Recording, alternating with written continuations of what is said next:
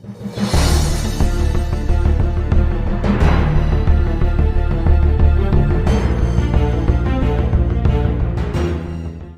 afternoon, Keeps of the Cash. Gary B, the Casual Comic Guy here. Today, guys, we're here with Retro Cover Rewind featuring Spider-Woman Series 1, and this is Part 2. Again, this series is just about taking a look at these classic comic book covers that hooked us into these series when we were young, or if you're new to them, hooked you into them now, right?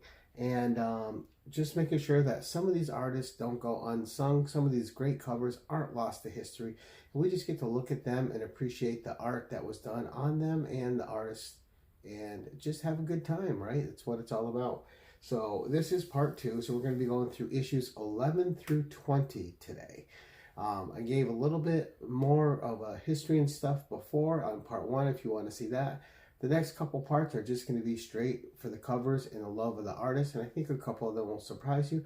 We, of course, have some journeymen in there, people that have always been working in the industry, like Dave Cockrum, Bob Budiansky, stuff like that. People that are always contributing that probably didn't get the A-list treatment that they probably deserve for all the work they did.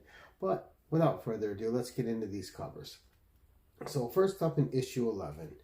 Okay, we have a cover here, and this guy's well known enough, Carmine Infantino, and we have inks by Frank Giacoia. All right, and just a beautiful cover. A lot going on, Spider-Woman in action, and chaos erupting around her. So just a fun cover. Really makes you want to dig in and see what's going on and what all the fuss is about. And you have that villain on there, Brother Grimm, who's just, you're wondering just how bad is this dude. All right, next up, we have Beware the Spider-Woman. Issue number 12, The Last Tale of the Brothers Grimm.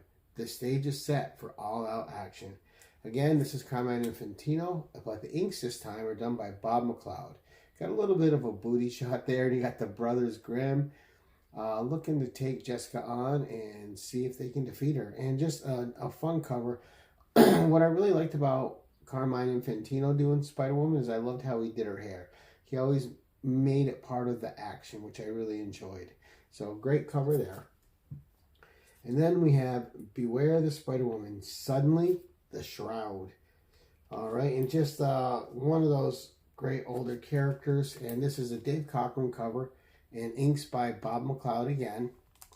And just a fabulous series because there was a lot of darkness in this series. And you get that with the covers. You get the action of Spider-Woman just always jumping in. And I really liked the dark turns that this series took. All right, next up, we have issue number 14. And again, we're still in 1979 here. This is called Colts and Robbers. And on this cover, you see the Shroud's in danger. But you see Spider-Woman coming in to save the day. And would you guess that this is a Bill Sienkiewicz cover, right? With Tom Palmer on the inks. So some early Bill Sienkiewicz work, and he did quite a few covers for Spider-Woman. So there we go. All right, next up we have the Spider-Woman. They dropped the Beware the. We have issue number 15. This is called The Death Cult, guest starring the Shroud. Okay, so we still got the Shroud in here. We have Bill Sienkiewicz cover and Bob McLeod inks. And just a fantastic setup again. Lots of action, lots of apparel, and again, just great stuff to draw you in as a reader. All right, next up, and this one is really cool. So this is called All You Need Is Hate. This is issue number 16. And I love the scene on this. We got Bill Sienkiewicz and Joe Rubenstein on the inks. But I love the glow of the lamp, of the fire, the torch, whatever's on the bottom there. And just lighting Spider-Woman up, and you have the villain in the foreground. Just a fantastic setup of a cover. And again, Bill Sienkiewicz and Joe Rubenstein on the inks. Next up, this cover I love, just because this is a unique perspective cover. And this one's called Death Plunge. Okay, you got Bob Budiansky on the cover, and you got Joe Rubenstein on the inks. And this is just a great angle. And you have Jessica Drew diving for someone that's in a Spider-Woman costume, maybe? You have to read to find out. I'm not going to tell you. I've read it. But great issue. A lot of fun. And I remember that one specifically out of the bunch of read. That one always stuck with me for some reason. All right, and next we have issue number 18. All right, we got Bob Budiansky on the cover again. We have Tom Palmer on the inks. And just a great standoff shot here with Jessica Drew and Sins of the Flesh. Like I said, this was not afraid to go a little bit in the dark with horror on this series. And that is one of the main reasons I fell in love with it back in the day. Just absolutely loved the dark edge that this series held. All right, next up, issue number 19, The Enforcer Strikes. We got a really beat up reader copy, and we got a good copy.